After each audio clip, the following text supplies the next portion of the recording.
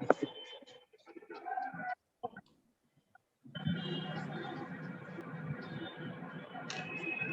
evening, everybody. I, C.S. Santhi Desai, Chairman of Ahmednagar branch, welcomes to all of you. It is our immense pleasure that today we have our speaker, CA Dr. Girish Ahuja, along with WRC Chairperson, Regional Council Member, CA Drishti Desai ma'am. I am also thankful to Akola and Jalgaon branch for participating in this Intertax 3 days conclave. Dear members, in the last month we had indirect tax conclave for 3 days. And in that, when we thought in the next month we should have a direct tax conclave, the first name strike in our all branches mind, it was none other than Dr. Girish Ahuja, to whom we called as a Pitama Bhishma of income tax. And I immediately called my partner, C. Prasad Bhandari, just to have a talk with the Girish sir. He immediately called Girish sir, and without taking time, he immediately said, yes, I will come, just give me the date and time. So I'm very thankful to Girish sir for having this lecture. And today's topic, that is the registration and re-registration of charitable trust, is really a hot topic, and so many queries are there. So I really, I'm very sure that Girish sir can resolve all these issues. So thank you, sir, for accepting our invitation. Now I request Kyor, please share your thoughts. Thank you, Sandeep bhai. Am I audible? Yes. Yes. A very warm good evening to one and all. Very warm good evening, sir, Girish sir. धन्यवाद देता हूँ आपको. आपने हमारा जो एक request accepted it out, and you spared your time for 3 branches, Akola, Ahmednagar, that we are going to have today. I would also like to bring to all of you in your notice that we have with us today WISC Vice Chairperson CA Drishti Desai ma'am with all of us, who would be also sharing her thoughts and views about the trust part and the various activities at the WISC level. Welcome, Drishti ma'am, in this seminar arranged by all the 3 branches, Akola, Jalgaon and Ahmednagar. Warm welcome to all the members of this branch. जैसे sir ने अभी कहा कि direct tax conclave एक लेना है, and very definitely true. और topic भी क्या लेना चाहिए, तो जब ये बात आती है तो we are very aware that there are huge changes being made right now by the Finance Act in the taxation part, in the registration related part about the charitable trust. और ये सभी चीजों पे हमारे पास और कोई ऑप्शन नहीं है, बट एक ही नाम था, and that was Girish Ahuja sir. So thank you sir, आप आपका टाइम देते हैं. And I have a warm welcome to all the members of the branch. Without taking much more time, I'll take the charge and ask Sandeep sir. Yeah, Prashant sir, please share your thoughts. Yes, thank you, Sandeep bhai.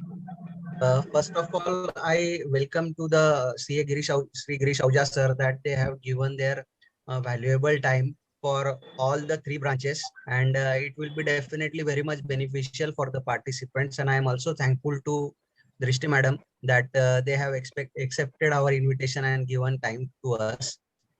And it is indeed a very this charitable trust and all registration is again newly launched, and yes, in that so it is very indeed necessary to have a seminar on this.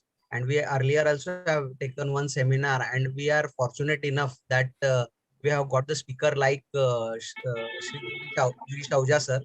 So we are very thankful to Girish Ahuja sir that they have given to the time to all the 3 branches, Jalgaon, Akola and Ahmednagar branch, and their partner that they have contacted to Girish Ahuja sir and that we the speaker. So I will request all the participants to over to Sandeep ji. Thank you, Prashant bhai. Thank you, Kyor ji. Now I request our WRC Vice Chairperson, Drishti Desai ma'am, Please share your thoughts. Before that, let me tell you, Drishti ma'am and the entire team of WRC office bearers are traveling since last 4 days, continuously traveling. And after a very hectic schedule, even today, ma'am joined for this webinar. And thank you to you. Before ma'am share your thoughts, I request Jalgaon branch immediate past president, past chairman Sagar Patni to formally introduce Drishti ma'am. Thank you, Sandeep. Thank you. Dushti Desai Madam is a practicing chartered accountant from last 24 years and partner with Messrs. Bansi S. Mehta and Company. Currently holding of WIRC of ICI. Madam having the area of expertise in the valuation and corporate restructuring with specialization in the area of business valuation, valuation of intangible assets, advisory in the Sagar, Sagar sir आप mute mute हो गए. yourself. Okay. Sorry. Thank you, Sandeep sir. Dushti Desai Madam is from last 24 years and partner with Messrs. Bansi S. Mehta and Company, Mumbai. Currently holding the position of Vice Chairman of WIRC of ICI. Madam, having the area of expertise in the valuation and corporate restructuring with the specialization in the area of business valuation, valuation of intangible assets, advisories in the field of merger and acquisition. Madam, hold the position of directorship in Keval Kiran Clothing Limited, Narmada Gelatines Limited, and Chambal Alkyds Limited. Number of seminars organized by the ICI as a speaker. Her articles are regularly published in WIRC's various journals. So thank you. Now I request Dushti Desai Madam to give her remarks. Thank you, Sagar, for this wonderful introduction that you have given. First of all, my heartiest congratulations to all the branches for organizing such a wonderful seminar, tax conclave that you have organized for the benefit of members. And I really thank you all for inviting me over for this. Of this subject goes, we have the authority with us, Dr. Ahuja, and I am really nobody to really share my views on it. But I would just like to, tell the audience and Dr. Ahuja about one initiative that we have started at WRC, and that is we have started a help desk for charitable entities re-registration. And we would that we got many experts who who joined the panel so that the queries of the members could be answered. Also, in the process and the issues which kept coming up, we also sent out some representations because certain things were very unclear, and there are, as you will bring it out, sir, about ATG and 12A, there are so many inconsistencies and there are so many different things, so if you are registered under 12A, you are still not under ATG, so what are the what is the way out? So I think sir will be able to guide us through what is the way out for all these difference and duplicate re-registrations requirement. So that's one thing. The other thing is that as we know that under these new registration requirements, one has to upload the trust deed. Okay, so the scanned copy of the original trust deed. So sir, as you would know that there are so many trusts which are very, very old, and they would not even have the original trust deed. So there would be dependence also, I'm very sure. So what we could do at WRC, we could actually represent to the charity commissioner, and the charity commissioner was so kind enough that he said he issued an order immediately saying that if anybody applies, for getting a copy of the trust deed, then the charity commissioner's office will make it available on a priority basis. So this is a great thing for the members. I think it will be of great help. But of course, if it is very old, we don't know. It is where even the charity commissioner's office does not have that trust deed because it may be very, very old. So there are so many such issues which are there, and sir is here, Girish sir is here to guide us on this. But in case if you have any small queries, members have any small queries on, vernacular, translation, so many things, what to fill in different parts of the form, please feel free to post your queries on this help desk that we have, which is for charitable registration on WRC, website, and you will be able to get your queries answered within 24 hours. We've solved more than 200 queries by now.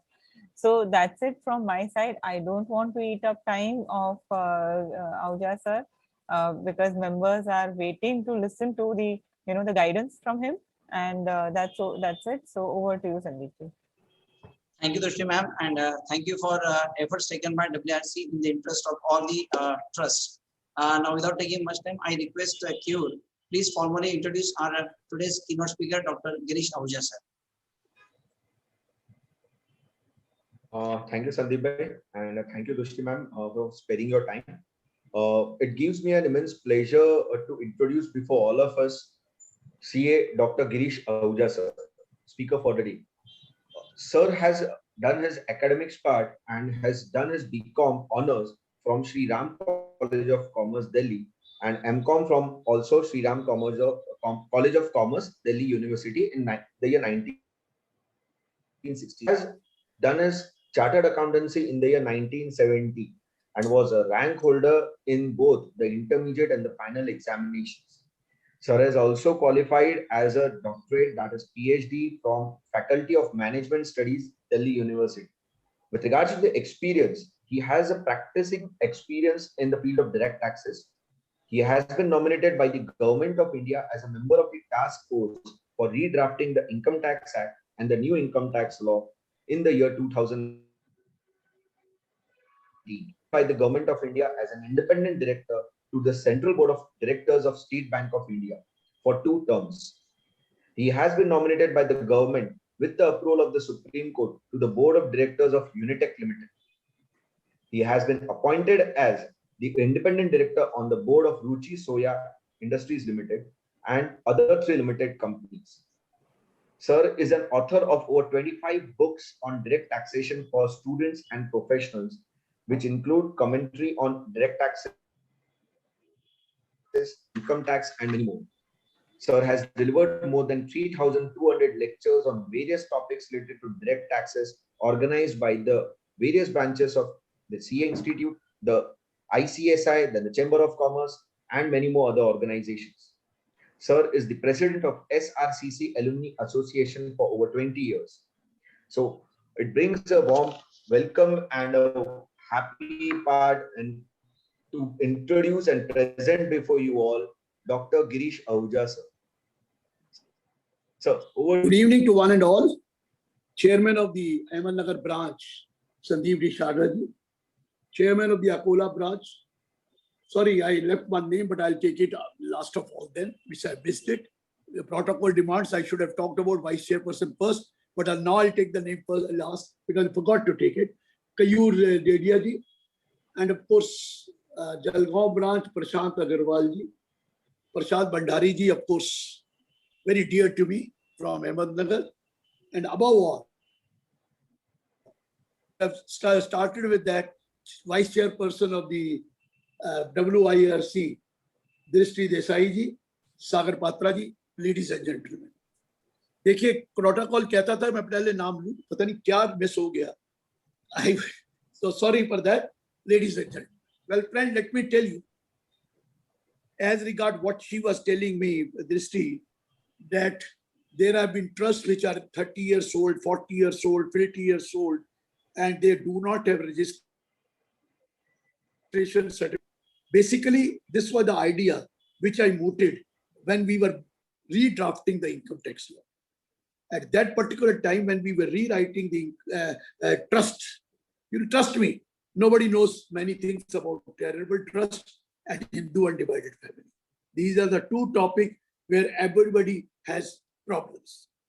I told them at that time, that look here, there are trusts which are old as 40 years, 50 years, 60 years, as she's for partition also. They have a registration certificate, but they have a registration number, but the registration certificate either lost, misplaced, or torn, it is not available with them. Now, what really happens is when you go for normal assessment, is not a problem. Whenever there is a scrutiny assessment, the first thing which the AO asks is to bring the original certificate of registration, which we do not have. And when we go to the department also to take a copy of that, they also don't have, most of the time they don't have record if it is very old. So I said, do one thing. Let all these trusts go for one-time application for re-registration or re-approval.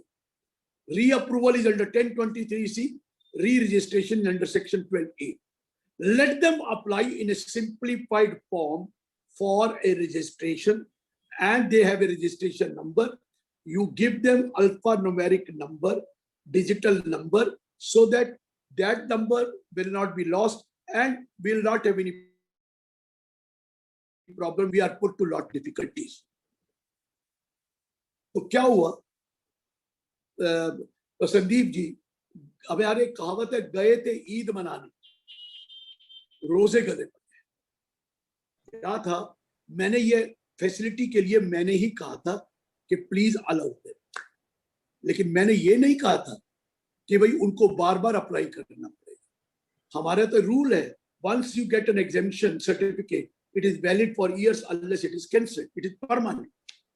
लेकिन उन्होंने क्या किया कि री-रजिस्ट्रेशन तो मान ली बात, but now this re-registration will be valid for a period of 5 years, and you will have to go for renewal of registration every 5 years. ये मैंने नहीं कहा था, ये मैंने नहीं कहा था। ईद तक कहा था कि चलो आपको एक बार इस अप्लाई कर दीजिए, क्या फायदा है, क्योंकि हर बार यही प्रॉब्लम आती है। लेकिन आगे बढ़ गए, अब आपको re-registration every 5 years, rather 5 years means 6 months prior to the expiry of 5 years, you have to apply for re-registration or renewal, which was not there earlier. Okay, that is there. At that particular time also, I told them, look here, there are people who have both approval under section 1023C. You know, under 1023C, there is a approval. It is not registration, approval. And they have a registration under 12A, approval as well registration. And whatever they like, sometimes they take 1023C and file return, and sometimes they take 12A and they file the return. They said, we will allow only one. We will either allow 12AA or 12AB now, or we will give you under 1023C. We are not going to give you that. That particular time I told them, look here, nobody will go to 1023. Corpus donation is not exempt under 1023C. If you receive voluntary contribution with a specific direction that it will form part of the corpus of the trust, the difficulty is it is exempt under 11(1)(d), but it is not exempt under 1023C, and you have to apply 85%. So nobody will go for 1023C. Why they have to? Whenever they have a corpus donation, they go for 12A. When they don't have corpus donation, they go for 1023C. Although 1023 is exclusively for certain objects like education, like hospital. I tell you that. Then last year when Finance Act 2020 came, I will appreciate if 2-3 persons should be in front of me, besides, of course, walls. I cannot talk to walls. I have to see the faces of the person. I will not ask questions from them, but I read their faces, whether they are understanding or they are not understanding. I will see whether they are nodding their head or they are not nodding their head, whether they are interested in that or not. तो मैं कहूँगा वापस आ जाइए, 2-3 कम से कम और 2 तो हैं मेरे पास, अग्रवाल जी हैं और मेरे पास Kaur हैं, 2 they are in front of me. The others have gone. The chairman of the what you call, yes, he's come back. कोई पीछे काम नहीं करिए, जरा ध्यान से सुनिए चेयरमैन सर। तो मैं ये कह रहा हूँ संदीप को बोला, मैं क्या बोल रहा हूँ। तो उन्होंने लास्ट टाइम एक एक्सप्रेशन डाल the under 3rd प्रोवाइजर to 1023C, और क्या लिखा, कि corpus donation shell also be exempt under 1023C। ये लास्ट टाइम डाल दिया गया था so that level playing field हो, so that people may not jump to 11, 12, they want to go there. अब एक और प्रॉब्लम, ये तो डाल आपको कहा कि आप एक में अप्लाई कर सकते हैं, या यू गो फॉर 1023C और you go for 11, 12, you can not go for both. ये उन्होंने कह दिया, लेकिन कुछ चीजें मैं आपको बताना चाहता हूं, जरा पहले सुन। हमारे पास सेक्शन 1023C है, उस सेक्शन में कई सब क्लॉजेस है। Let me tell you, you don't have to go for approval for every sub clause of section 1023C। कभी ये मत सोच लेना ये गलत है। मैं आपको अमेंडमेंट भी बता, you know 1023C has, I'm not talking about the earlier sub clauses, starting from sub clause 3IAB, sub clause 3IAC, sub clause 3IAD, sub clause 3IAE, sub clause IV, sub clause V, sub clause VI, sub clause VIA। ये clauses हैं section 1023C की जो बहुत important है। ये क्या है? आप कहेंगे क्या, हमें तो आप हमें बता रहे हो सब क्लॉजेज, हमें कहां पता सब क्लॉजेज क्या है। सब आपको नंबर नहीं, सब क्लॉजेज के नंबर नहीं पता होगा, लेकिन कंटेक्स्ट उसके पता है। मैं बता रहा हूं, Section 1023C 3IAB says income of a university or any college or any other educational institution not for making any profit but for imparting education shall be exempt if it is wholly or substantially financed by the government। जहां पर Sandeep ji wholly और substantially financed by, वो पूरी income exempt है। इसी तरह है income of a hospital or medical institution not for making any profit but for philanthropic purposes shall be fully exempt if it is wholly or substantially financed by the government। ये 3IAC है, वो 3IAB था। अब जब ध्यान से सुनना, इनमें जब गवर्नमेंट फाइनेंस करती है तो इसका मतलब या तो 100% फाइनेंस्ड है होल, या मोर than 50% grant should come from government, more than 50%। और मैं बता दूं, हर साल 50% कम से कम होना चाहिए। अगर 50% से कम हो गया किसी साल तो फिर आपको एग्जेम्पशन नहीं मिलेगी, आपको फिर अप्रूवल के लिए जाना पड़ेगा। Each year you have to see more than 50% होना चाहिए। इनके लिए क्या है? इनके लिए कोई अप्रूवल की जरूरत नहीं, अभी भी नहीं है, कोई री अप्रूवल नहीं करनी, इनको कोई ऑडिट की रिपोर्ट भी नहीं देनी। 10 में कोई रिपोर्ट नहीं, इनका कोई 85-15% वाला भी रूल नहीं, इनका कुछ भी नहीं है। सिर्फ एक चीज मैंडेटरी है, और कुछ नहीं करना, कोई कंडीशन नहीं, कोई ऑडिट नहीं, absolutely nothing. They just have to file return of income and forget about it. ठीक है, समझ में आ गया? तो इनको तो अभी भी री अप्रूवल के लिए नहीं जाना है। अगर वो होली फाइनेंस्ड है या सब्सटेंशियली फाइनेंस्ड है तो उनको कहीं जाना ही नहीं है, कुछ करना ही नहीं है, एक रिटर्न। नेक्स्ट है section 1023C 3IAD and 1023 3IAE। Income of educational institution not for making any profit but for imparting education whose gross receipt do not exceed how much?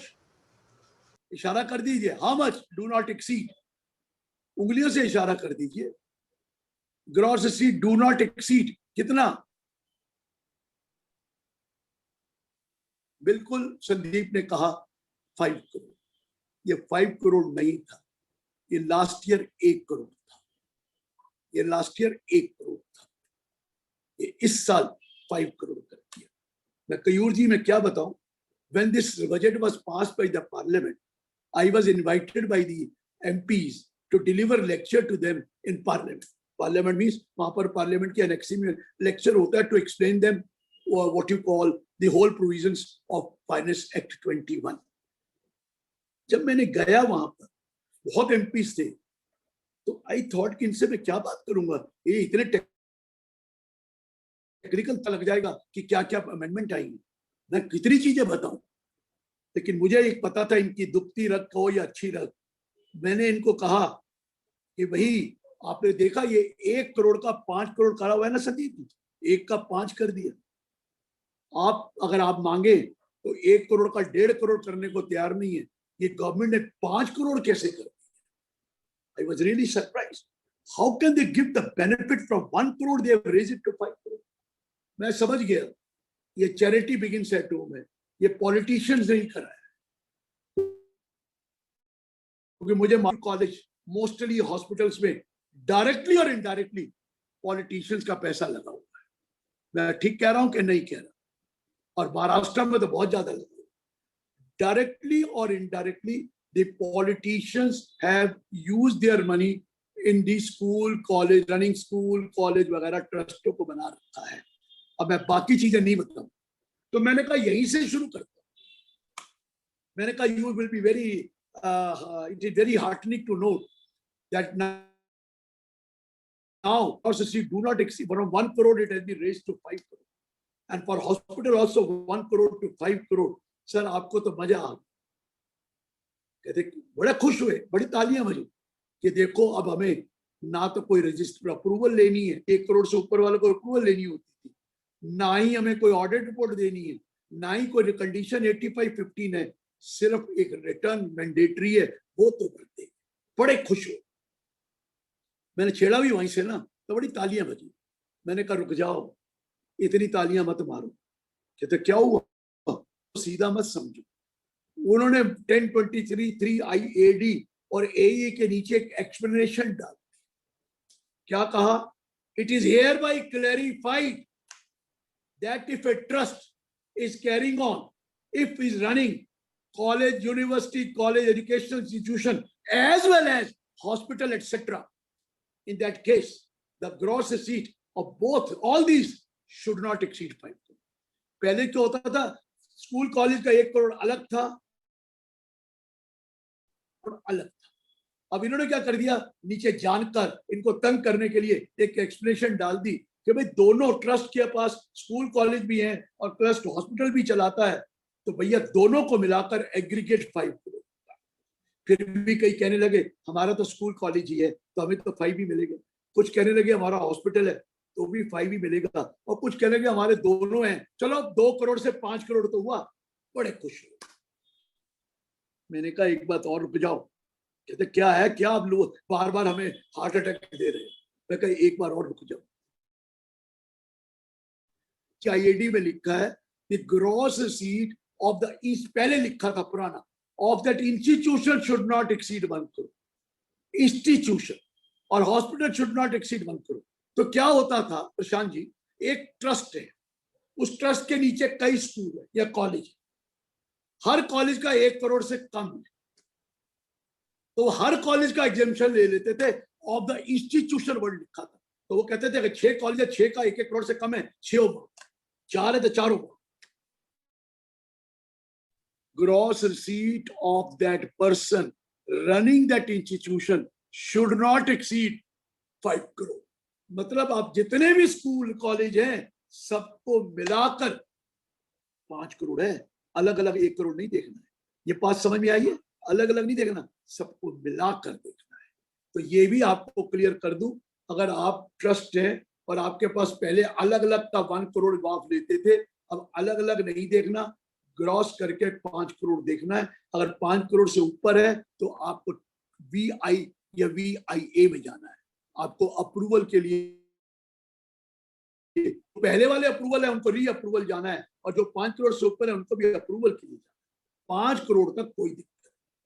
अब मुझसे कई पूछ रहे हैं सर हमारे पास अप्रूवल थी क्योंकि हमारा 1 करोड़ से ज्यादा है, लेकिन हमारा आगे फ्यूचर में 5 करोड़ कभी होने वाला ही, तो हम क्या अप्रूवल के लिए अप्लाई करें? कोई जरूरत नहीं है। क्यों जरूरत है? क्योंकि आप 5 के नीचे हैं, आपको तो अप्रूवल चाहिए नहीं, you don't need any approval, तो आप वो कर लेना। कई कह रहे सर हमारे पास 11-12 है, 10-23 हमारे पास दोनों है, 10-23 11-12। हम कौन से सेक्शन में अब अप्लाई करें? Should we go under 1023C और शुड वी गो अंडर 11-12? मैं आपको बता दूं 11-12 और 10-23 में डिफरेंस छोटे छोटे बता दूं। फिर एक मेजर डिफरेंस बताऊंगा। इन 1023C you apply for registration, पुरानी बात करते 56D फॉर्म में करते थे, इधर 10A में करते थे, बहुत पुरानी बात है, अब तो सब 10A में होगा। For 1023C, you had to file audit report in form number 10BB. 1112, you were supposed to file your report under form number 10B. हमारे यहाँ भी कई हीरो हैं जो है तो 1023 की रिटर्न और रिपोर्ट 10B की दे रहे हैं, वो बिल्कुल गलत था। अगर आप 1112 में हैं तो आपको 10B देना है, अगर आप 1023 में हैं तो 10BB देना है, उस दोनों में डिफरेंस है। आगे चलते, वहां पर भी कॉर्पस माफ करा दिया मैंने लास्ट ईयर, इधर भी कॉर्पस माफ, ऐसा कुछ नहीं, लेकिन मेजर डिफरेंस एक है और वो है सेक्शन 11(1). वो क्या explanation? Suppose you are following mercantile system of accounting, there is a income which is accrued due to mercantile system of accounting, but it has not been received. During the year it has not been received. जब receive नहीं हुआ तो apply कैसे करेंगे? How will you apply when it is not received? तो law ने एक expression दे रखी है, उसमें लिखा हुआ है that if there is an income which is accrued but not received, you can give an undertaking in form number 9A, allocate of return, that I will apply this income. There is an income which is accrued but not received. I will apply this income in the year in which I receive it or year following that. तो आपको वो deemed application मानकर ये exemption दे देते हैं। कौन सा form भरना पड़ता है? 9A electronically before due date of return. मैं एक एग्जांपल लेता हूँ। सपोज आपके पास 2 करोड़ रुपया FDR बनी और 3 साल के लिए इसको लेंगे आवाज pound interest, compound interest, first year interest accrued but not received. So you can give an, there is an interest accrued to the extent of 2 crore पे 12 lakh रुपया accrued, it is in there but not received. I'll apply this 12 lakh in the year in which I receive it, that is 3rd year or year following that, तो आपको deemed application कर दी जाती है। फिर they wait for till 4th year. Till 4th year, if you have spent that money, we have not applied that money, we have no problem. If any money for which you have given an undertaking has not been applied, तो वो 11(1)B section में आपकी income मान ली जाती है। लेकिन अभी तो आप अंडरटेकिंग दे सकिंग है that there is an income which has been received, but I cannot apply this due to any reason. I can give an undertaking, I'll apply it next year. तो वो भी अलाउड है। प्रशांत जी, ये 1023C में form 9A नहीं है। वो तो अगर अप्रूव्ड है तो भी अप्लाई करना पड़ेगा। आप ये भी नहीं कह सकते मैं अगले साल इसको खर्च करेंगे, ठीक है। लेकिन एक 11-12 में if you want to accumulate more than 15%, तो आपको फॉर्म 10 फिलअप कर ऑब्जेक्ट पीरियड बताना पड़ता है कब तक एक्यूमुलेट करेंगे और उसको 11(5) में पैसे रखने पड़ते हैं। यही है ना, for which you are going to accumulate this, and you also tell them that I will apply this in the year of receipt within 5 years, ठीक है। 1023C में कोई फॉर्म 10 नहीं देना। You accumulate, you want to accumulate more than 15%, तो आपको 11(5) में रखना है। 11(5) फॉर्म देने की जरूरत नहीं, 11(5) में, बस ये फर्क है। अब आप डिसाइड करिए आपको कहाँ जाना है।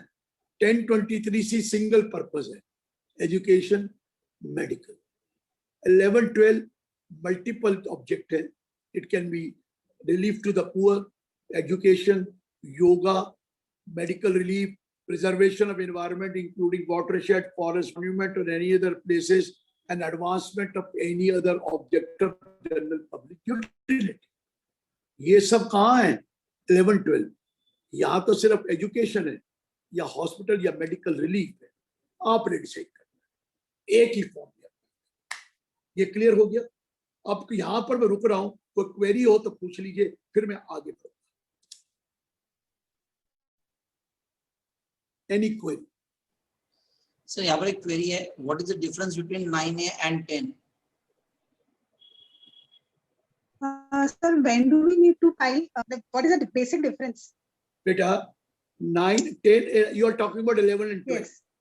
10 form is you want to accumulate more than 15%. Accumulate. Section 11(2) says that 15% to otherwise is exempt. Yes. You can accumulate.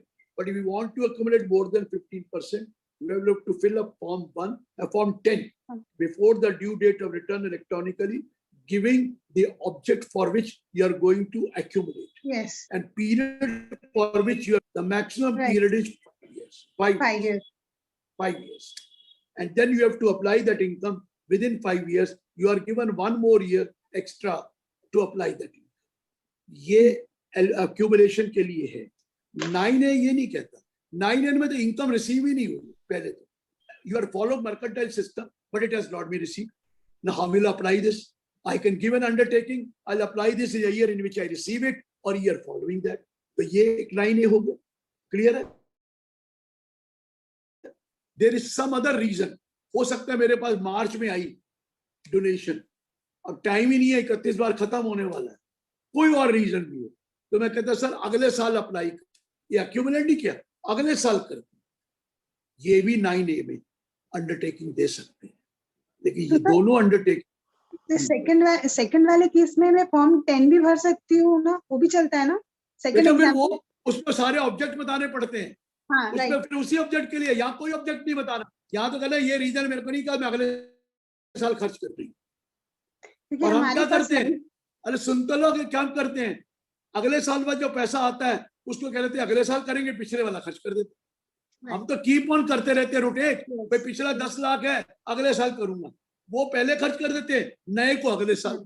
तो हम तो हर बार यही करके आगे ले जाते हैं. वो 5 साल की 10 फॉर्म में रिस्ट्रिक्शन नहीं करते, क्योंकि उसमें रिस्ट्रिक्शन है, उसी पर्पस के लिए करना है, और ये होगा 11(5) में रखना है, ये सारी रिस्ट्रिक्शन के बदले हम अगले साल खर्च कर देते हैं. ये तो ऑप्शन है ना, लेकिन ये इसी में नहीं है. ठीक है, चलिए और कोई क्वेश्चन है? Thank you sir. Any other question? Chat box में कुछ क्वेश्चन है सर. चैट बॉक्स में एक क्वेरी है. I had applied for 12A re-registration for a trust registration under 12A. उनको प्रोविजन मिल गया है? सर अभी लिखा उन्होंने form 10A application under section, now as per section 12AB 1 IAC. application made by existing registered trust, registration number will be allotted for 5 years, but CPC sent provisional registration certificate. मैंने बोला आपका question पूरा करने से पहले बोल दिया मैंने.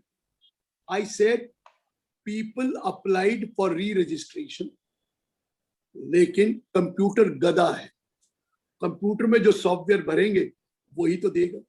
गलती से क्या हुआ, इन्होंने कर जल्दी अप्लाई कर दिया.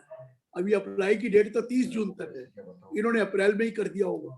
वो गलती से प्रोविजनल पर 5 ईयर आ गया, वो बिल्कुल गलत है. उनको कहिए don't worry, you will get the regular registration very soon. They are changing, they will get. That is a wrong thing done by the department. I have already spoken to them. They have said sorry, it is a mistake we have committed. We will rectify that mistake. You will, one who is going for re-registration, provisional registration. Provisional registration is only for new assessee, new registration, and not for old registration. So tell him, yes, you are very right. You have received provisional registration for 5 years, but it will be rectified and you will be getting regular registration for 5 years, which you will have to apply for renewal only 6 months prior to the expiry of 5 years. ठीक है? ये उनको stress assure कर दीजिए. मुझे मालूम है ये गलती हुई है. नीचे कुछ पूछना चाहते हैं वो उनको. सर एक्चुअली सर मैं मोहित भाला बोल रहा हूँ, chartered accountant. Means as you are telling ki they have given provisional for 5 years, but in my trust case they have given for 3 years only. आपने नया नहीं ट्रस्ट सर, है, it is old. आपने पहली बार अप्लाई किया, No sir, it is old. कब apply किया था? December 20. तो फिर क्यों नहीं मिला था? If your application was pending, if your application for pending for last year, उनको automatically 31st में ही आपको 10AB में अप्लाई करना है। समझ में आ गया? क्योंकि आप Yes, sir. चैरिटेबल एक्टिविटी शुरू कर चुके हैं, अप्लाई कर दीजिए 10AB में। Okay sir. Thank you बात sir. समझ में आ गई? आपको तो मिलना ही प्रोविजनल। जो लास्ट ईयर की एप्लीकेशन पेंडिंग थी वो मर्ज करके इधर लाई गई और आप सबको प्रोविजनल दे दिया गया 2021। एक और प्रसाद जी, बड़ी इंटरेस्टिंग, प्रसाद भंडारी जी मेरे सामने आए हैं, बड़ी इंटरेस्टिंग बात। वैसे तो हमारे चार्टर्ड अकाउंटेंट इतने प्रोएक्टिव नहीं है, लास्ट ईयर तो एक्सटेंड हो गई थी डेट, लेकिन हमारे कई महानुभावों ने 10A पुराने फॉर्म में ही भर दिया, री रजिस्ट्रेशन। वंडरफुल। अरे भैया फॉर्म आया ही नहीं तो आपने भर कैसे दिया? री रजिस्ट्रेशन।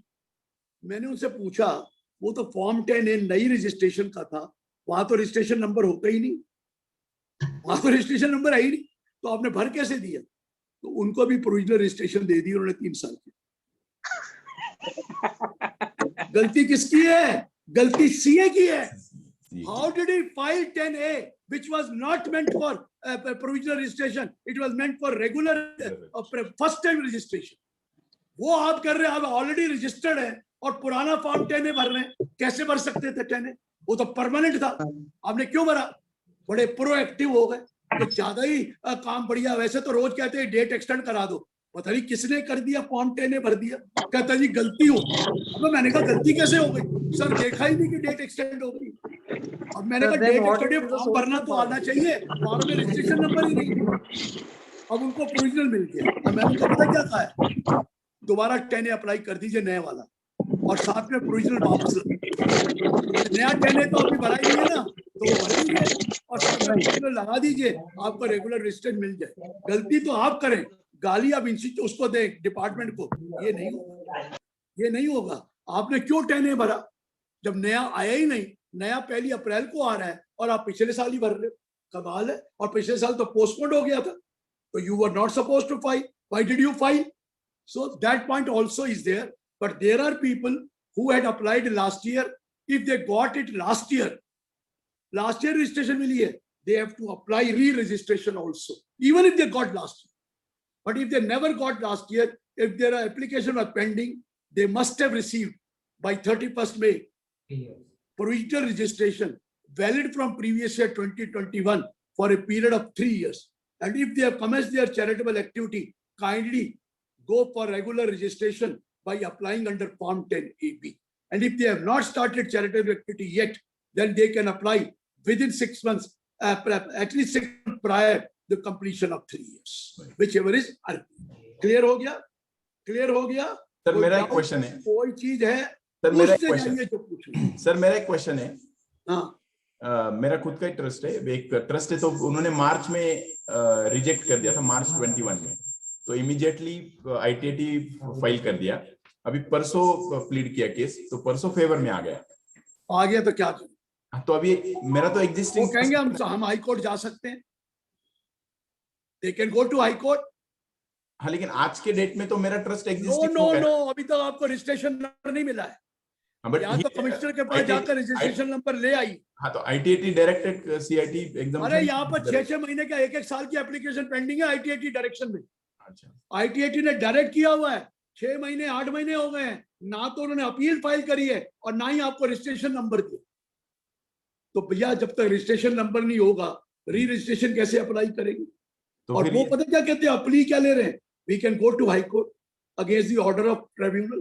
तो मैं उनको कहूंगा पैसे तो कोशिश करिए, रजिस्ट्रेशन नंबर ले लीजिए, अगर मिल जाएगा तो री रजिस्ट्रेशन के लिए अप्लाई करिए, नहीं तो उसको पेंडिंग रहने दीजिए, प्रोविजनल तो कर ही लीजिए। अच्छा, तो अभी प्रोविजनल करके ले सर, प्रोविजनल भी अप्लाई कर दीजिए, लेकिन शायद मैं कोशिश कर रहा हूं कि डेट एक्सटेंड हो जाए। कोशिश कर रहा हूं, पक्का नहीं, मोस्ट प्रॉब्ली हो सकती है, बट डोंट टेल मी कि लास्ट मिनट में कि यार आपने कहा था, मैंने कुछ नहीं कहा। तो हमारे यहाँ कहावत है नॉर्थ में, जाट मरा जानिए जब 13वीं हो जाए। समझते हैं ना, कुछ नहीं पता दोबारा ही खड़ा हो जाए कि मैं तो जिंदा हूं। तो जब तक ये डेट ना आ जाए मैं कुछ नहीं कहूंगा। अभी मैं कोशिश कर रहा हूं, मेरी कल भी बात हुई थी कि सर आपका साइट तो चल नहीं रही है, टाल्टेन एक गलत आ रहा है, उसमें ईयर भी गलत आ रहा है, हम क्या करें यार, टूट जाना, कोई नहीं, कोशिश कर रहे हैं कि बढ़ा दें। ऐसी बात हुई थी, इसीलिए कह रहे। तो अब और कोई क्वेरी है कि मैं आगे बढ़ूं? Sir, in the case of remand back cases, many of the cases has been remanded to the CIT exemption. And अभी तो रिमांड है, उनको तो अलॉट हो गया तो नहीं हो रहा। रिमांड ऐसा होता है कि to reconsider, that reconsideration, how can you do that whether they give you और they don't give you? So you will have to apply for provisional registration, let the old case continue, and when you get the regular registration, तब आप convert कर ले। अभी तो कोई तरीका नहीं, अभी कोई तरीका नहीं। रिमांड तो बहुत ही कम चीज चांस है। अरे तो प्रसाद जी का केस तो ये था कि डायरेक्शन थी कि इनको रजिस्ट्रेशन दिया जाए, वो रिमांड नहीं था, तो भी वो मान नहीं रहे, तो बाकी की बात तो छोड़ दीजिए। सर एक डेढ़ साल से रिमांड बैक बाकी है कुछ। अरे सर बहुत कुछ पेंडिंग है। लॉ में तो ऐसा भी दिया हुआ है, एक सुप्रीम कोर्ट की जजमेंट है कि अगर आपने अप्लाई किया और 6 मंथ तक आपको कोई जवाब नहीं आया तो वो डीम्ड रजिस्ट्रेशन मानी जाती है।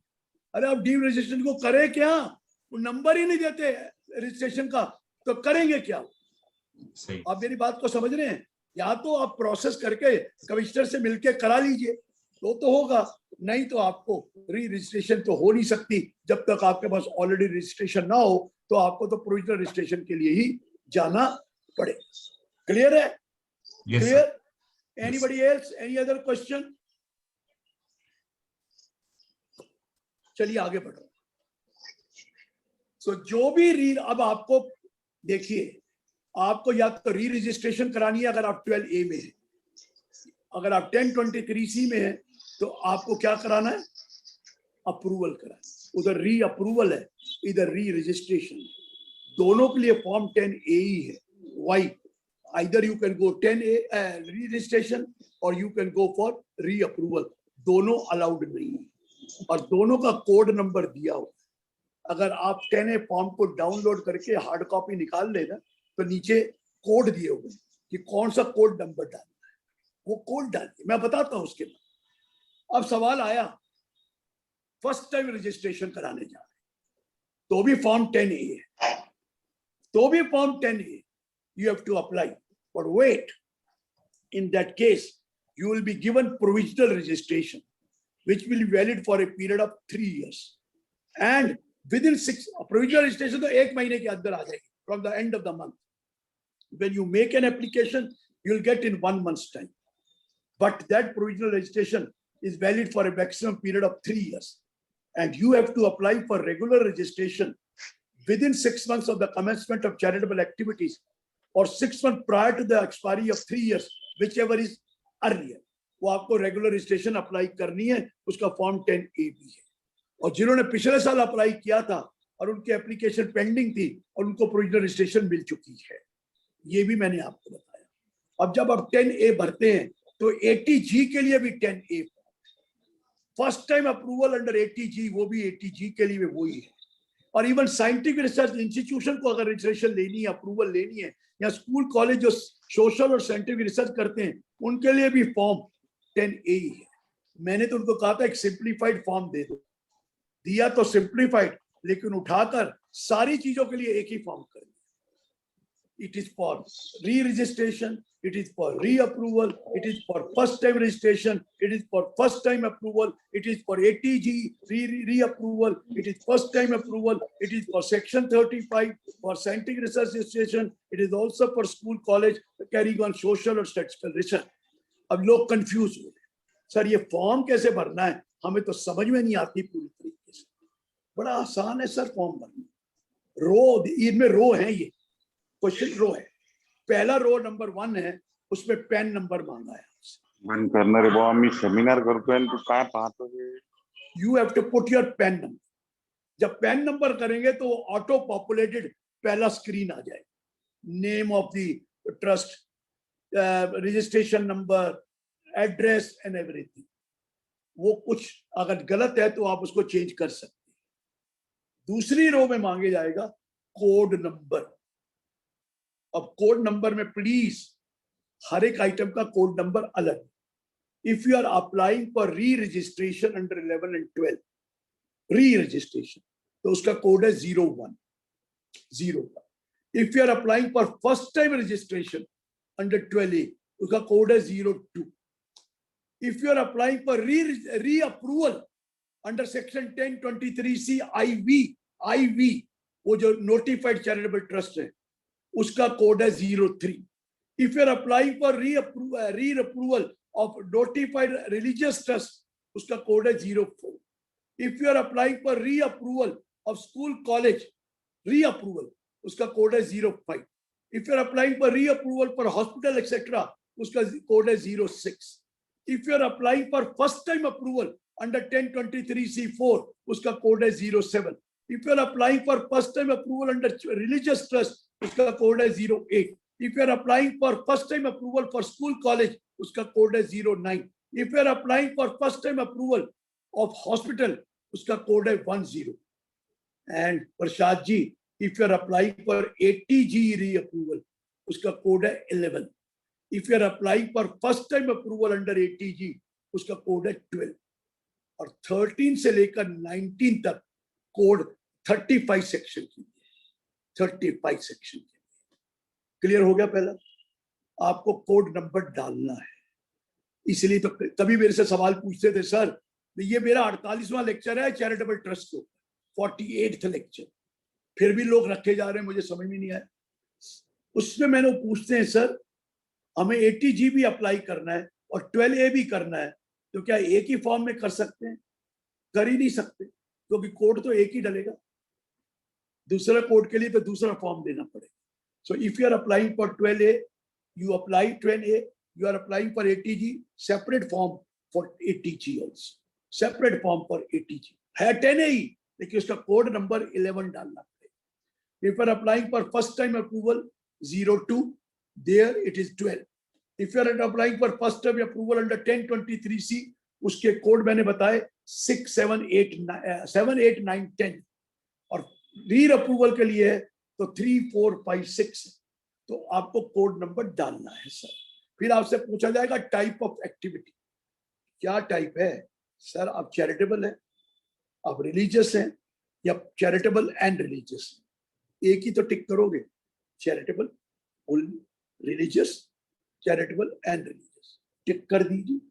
फिर आपसे कॉन्स्टिट्यूशन पूछेगा कि भाई साहब ये तो बता दो आप क्या हैं, सोसाइटी है, सोसाइटी रजिस्ट्रेशन एक्ट में, उसकी सारी डिटेल दीजिए, आपका registration number, copy of the registration and which authority has granted you, सब कुछ दीजिए. If you are a section 8 company, date of incorporation, company number, memorandum article, authority who has granted you, MCA. आप trust है तो trust.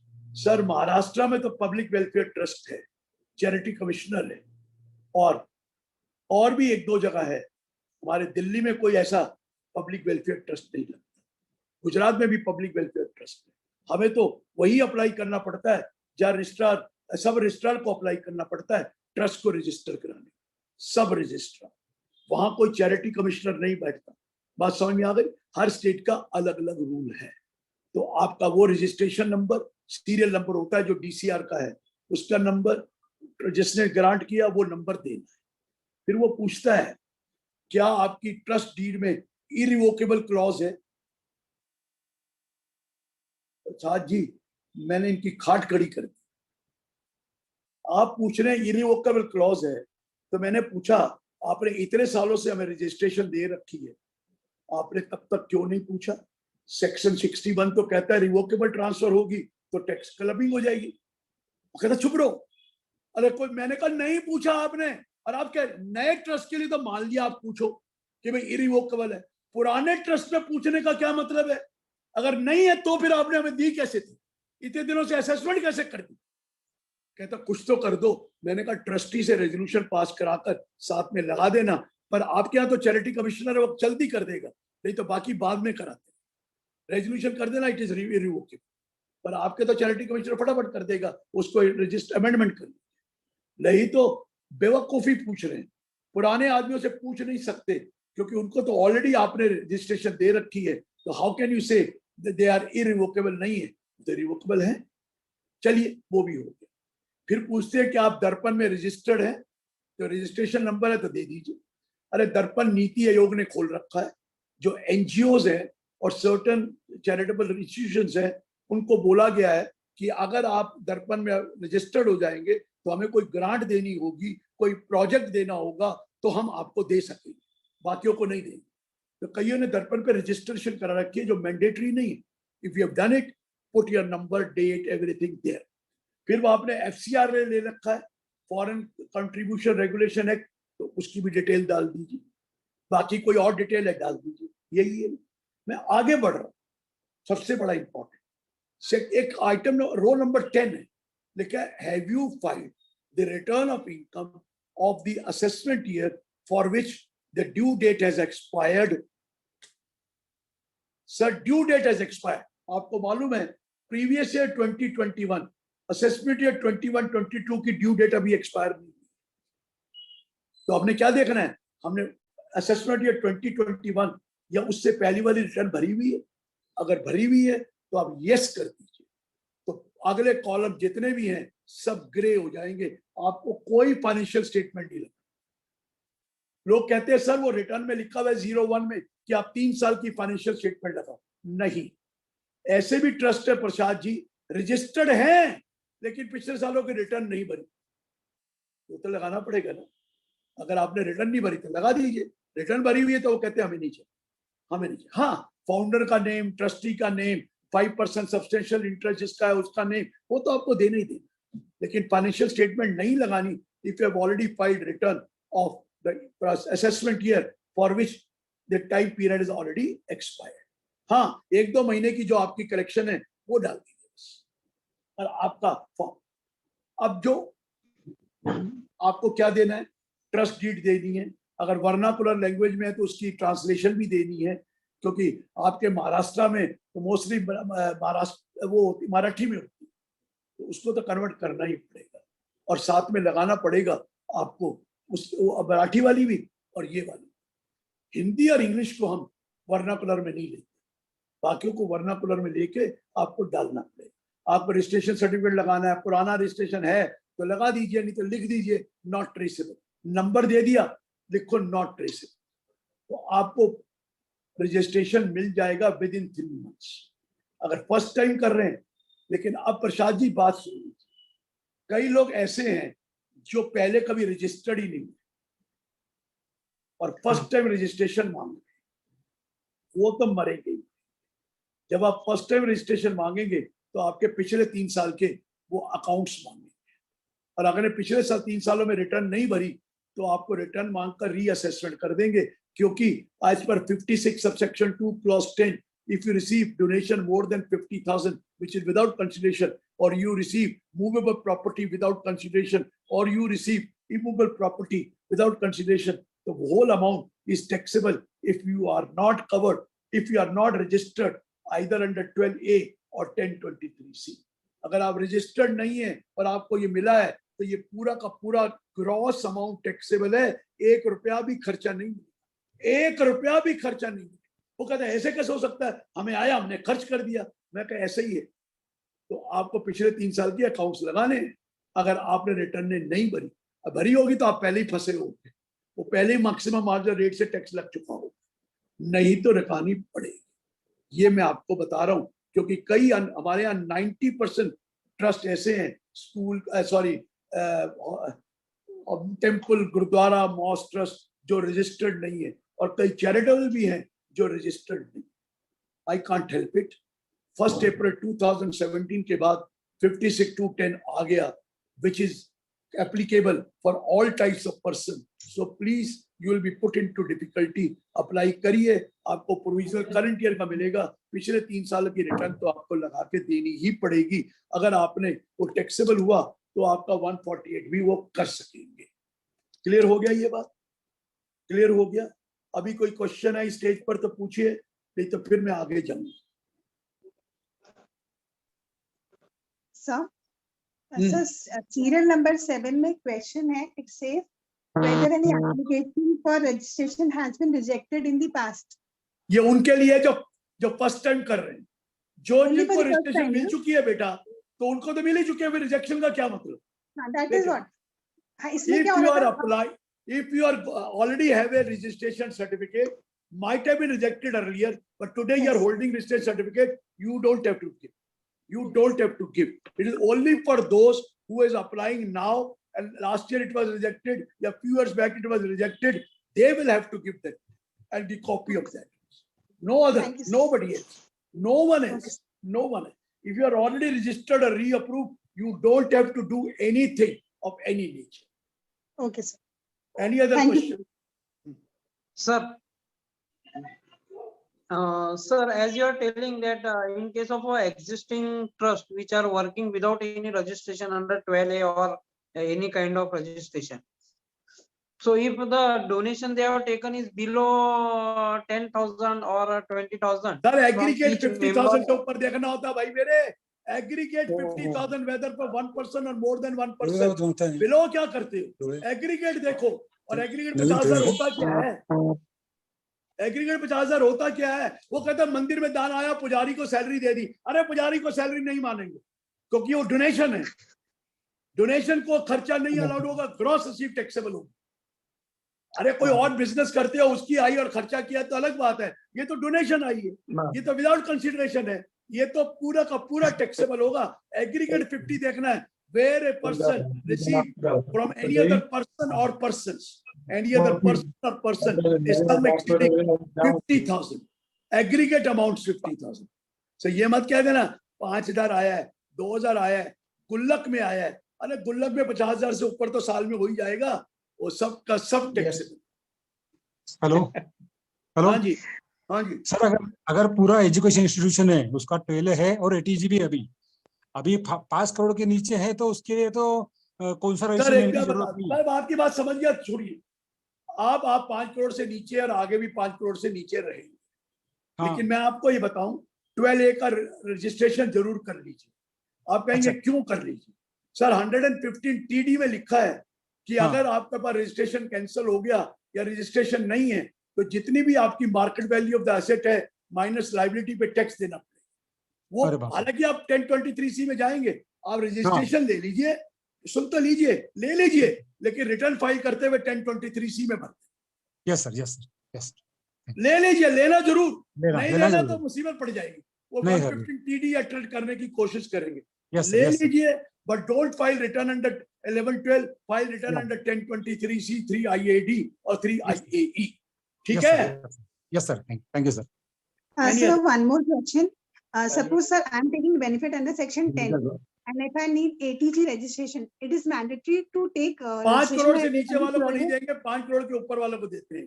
नहीं sir, अगर मुझे ATG का रजिस्ट्रेशन लेना है तो 12B में कंपलसरी रजिस्ट्रेशन चाहिए क्या? उसके बिना नहीं ले सकती. आप 80G में भी होगा, 1023C वालों को भी मिलता है, लेकिन जिनकी अप्रूवल है वो क्या करते हैं, जिसकी अप्रूवल नहीं है ना, उनको नॉर्मली ये जो 5 करोड़ वाले हैं ना, जो पहले 1 करोड़ थे, वो कहते हैं ये सब बोगस टाइप के, इनको 80G नहीं देते. उसको दे देते हैं 3IAB 3IAC वालों को, जो हॉस्पिटल, वो जो गवर्नमेंट इंस्टीट्यूशन है. लेकिन नॉर्मली 1 करोड़ वालों को देते नहीं थे. लिखा नहीं है, देते नहीं. हाँ, जो 1 करोड़ से ऊपर या 5 करोड़ से ऊपर है, वो 1023 से में भी 80G ले सकते हैं, 12A में भी 80G ले सकते हैं. ऐसा कोई रिस्ट्रिक्शन नहीं.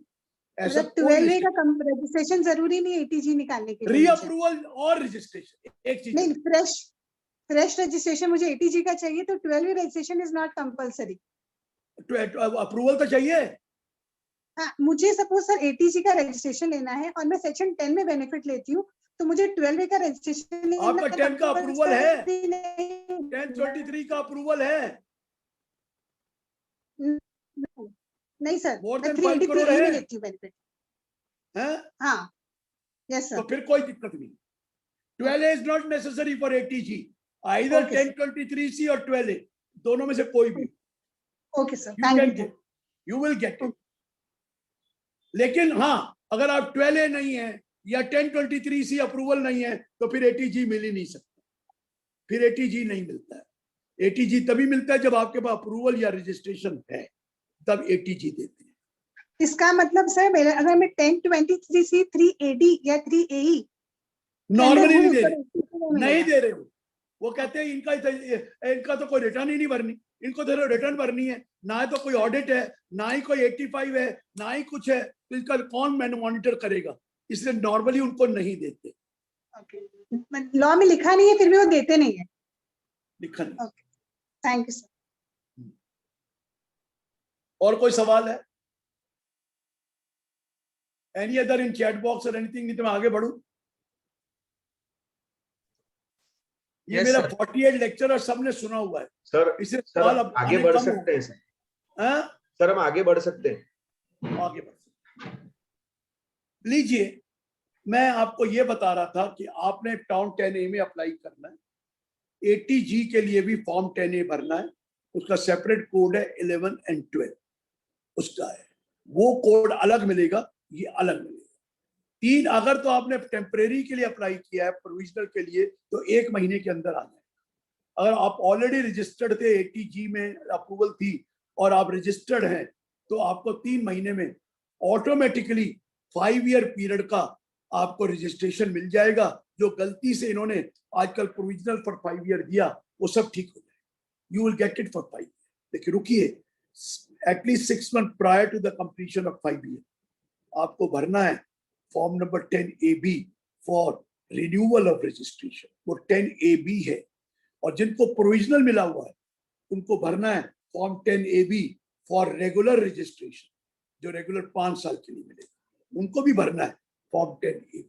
अब एक और चीज बताओ, कईयों के पास 1023C 12A है, वो 1023C में चले जाते हैं, उनको अलाउ कर दिया गया कि आप 1023C में जाएंगे ना, तो 12A हम इनऑपरेटिव कर देंगे, इनऑपरेटिव, क्योंकि आप 1023C में चले, अप्रूवल ले ली, ये इनऑपरेटिव।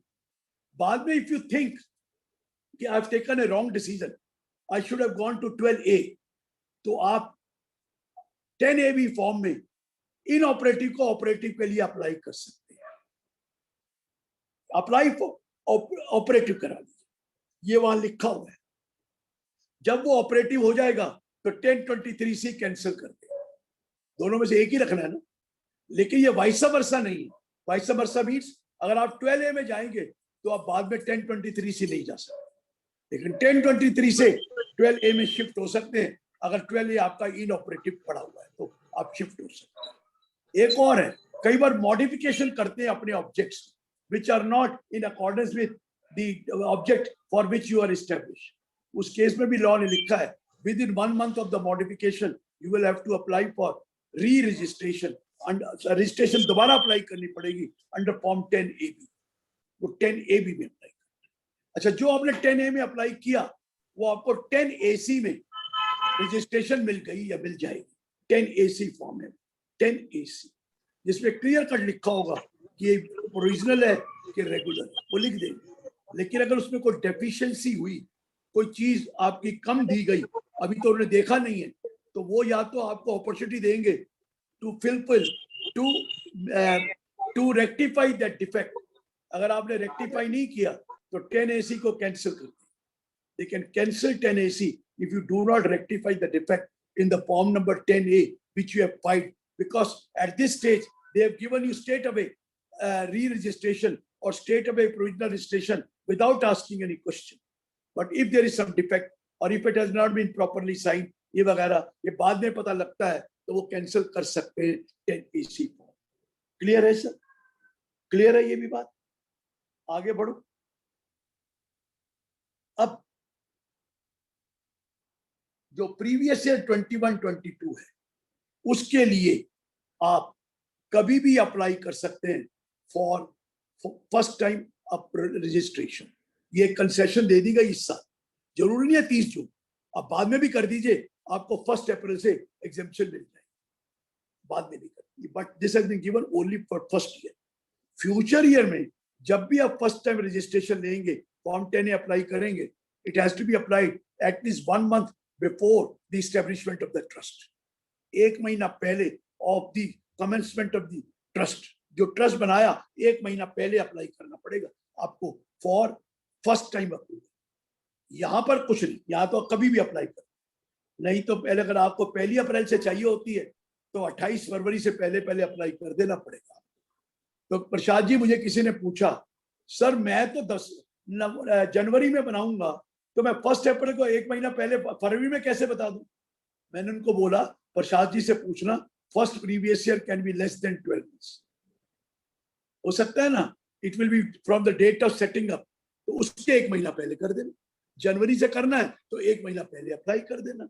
अगर आपने 1 अप्रैल से करना है तो उसका 1 महीना पहले, अगस्त से करना है तो उससे 1 महीना पहले, तो पहला प्रीवियस ईयर तो लेस देन 12 month हो ही सकता है। So what is the problem with you? कहते हैं ओ हो सर ग्रेट रिलीफ।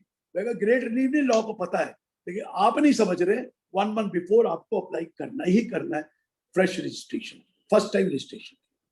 अब एक और बात थी, जितने भी डोनेशन दोगे, जो डोनी है, डोनी उसको 31 May of the end of after the end of the financial year एक रिटर्न भरनी है, एक इंफॉर्मेशन सबमिट करनी है, yearly information under form number 10BD। वो इंफॉर्मेशन क्या होगी? Name of the donor, address of the donor, PAN number of the donor, amount received, mode of payment. ये लेकर आपको अपलोड करनी है statement into the portal of the income tax department by 31st May of every end of the every financial year। इस बार 31st May 22 first time होगी।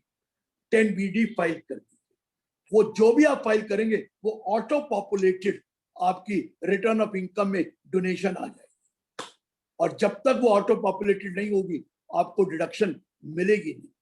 अगर आपको लगता है आपने डोनेशन दी but it is not there, that means he has not filed the return or he has not filed proper return, ask him to rectify, revise that yearly statement जो furnish की information. और एक और बात है, 10BE में वो certificate भी देगा डोनर को कि आपने ये पेमेंट पूरे साल में मुझे डोनेशन दी है। 10BE में उसका सर्टिफिकेट भी 31 मई 22 तक सबको देना है। अभी ये तो फ्यूचर में है ना, अगले साल देखेंगे, अभी तो कुछ नहीं करेंगे। लेकिन मैं बताऊं, डोनेशन पूरी चेक होगी, और जब तक आपके ऑटो पॉपुलेटेड नहीं होगी तब तक आपको ये डिडक्शन मिलने वाली नहीं। अरे वो तो आपको पता है, अब तो फ्यूचर में तो रिटर्न जो जा रही है उसमें तो आपका डिविडेंड का भी पूरा अमाउंट पता लग जाएगा, चाहे वो TDS कटा या नहीं कटा। इवन सेविंग बैंक का इंटरेस्ट भी उनके पास इंफॉर्मेशन होगी, TDS कटा या नहीं कटा। आपको FDR के TDS कटा ये नहीं कटा, सारी इंफॉर्मेशन उनके पास। इवन 1 साल और रुक जाइए, लॉन्ग टर्म कैपिटल गेन या शॉर्ट टर्म कैपिटल गेन जो हुआ आपको, वो भी लिस्टेड का ऑटोमेटिकली आपको। और कुछ दिन और रुक जाइए तो वो कहेंगे पूरी रिटर्न तैयार है, सिर्फ आप साइन कर दीजिए, हमें आपकी इंफॉर्मेशन पूरी मांग दो। इतना ज्यादा इनके पास टन्स ऑफ इंफॉर्मेशन है जो मैं आपको बता रहा हूँ। आइए आगे कोई सवाल है तो पूछिए, नहीं तो मैं एक बहुत 2 चीजें बहुत इंपॉर्टेंट बताऊंगा। पहले सर बोलिए। Sir, in many trust they forms various unit, means medical, means hospital different, hostel different, and pharma different, and education different. But while applying, what we have to consider? My dear, for 12A or 1023. If you look up 12A, they have given number 1, 2, 3, 4. One is religious. Number 2 is education, relief to the poor. Number 3 is education. Number 4 is yoga. Number 5 they have given medical. Tick both. Tick both. That is the problem. Any other question?